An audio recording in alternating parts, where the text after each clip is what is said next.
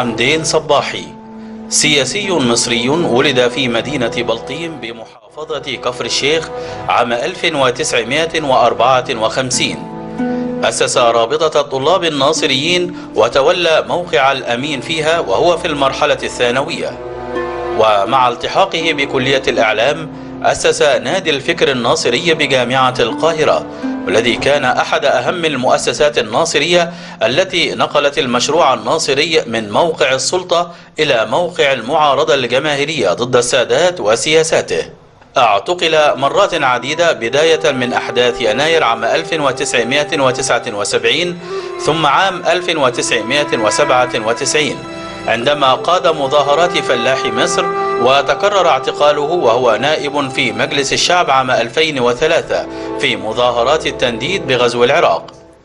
ساهم صباحي في تجربة تأسيس الحزب الاشتراكي العربي ثم تأسيس الحزب العربي الناصري قبل أن يترك الحزب ويؤسس حزب الكرامة، وكان عضوا في مجلس الشعب لمدة 10 سنوات عن دائرة البرولوس والحامول. مطلوب زعيم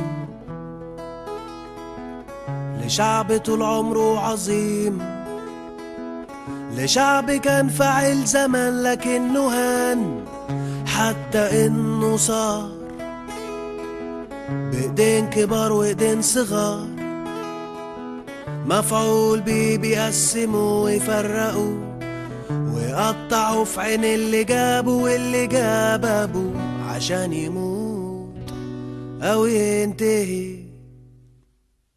مطلوب زعيم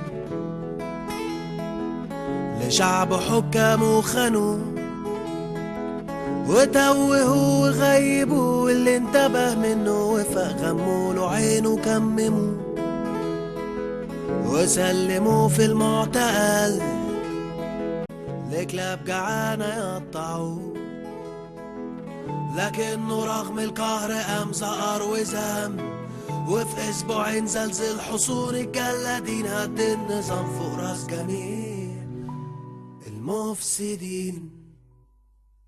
مطلوب زعيم يحمي الحقوق، يعدل ما بين الناس تمام زي الفاروق، ويكون حنين على الفقير.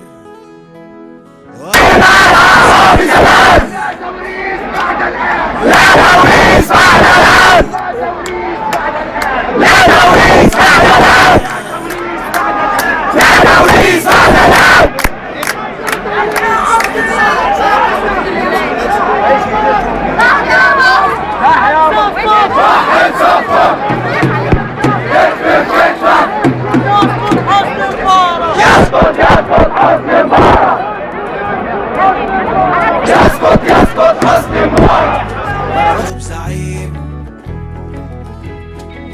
ما يقولش عن خواف حكيم، ويكون كمان سمعه سليم يسمع لنبضة قلبنا، ويكون مكانه في وسطنا، ما يعيش ابدا في القصور، والبعض منا للأسف ساكنين قبور، يشرب وياكل أكلنا ويعيش كواحد مننا، يسمع لنا ويشور وياخد رأينا، وقت الخطر نتلم حوالي كلنا ونضحي وياه بعمرنا.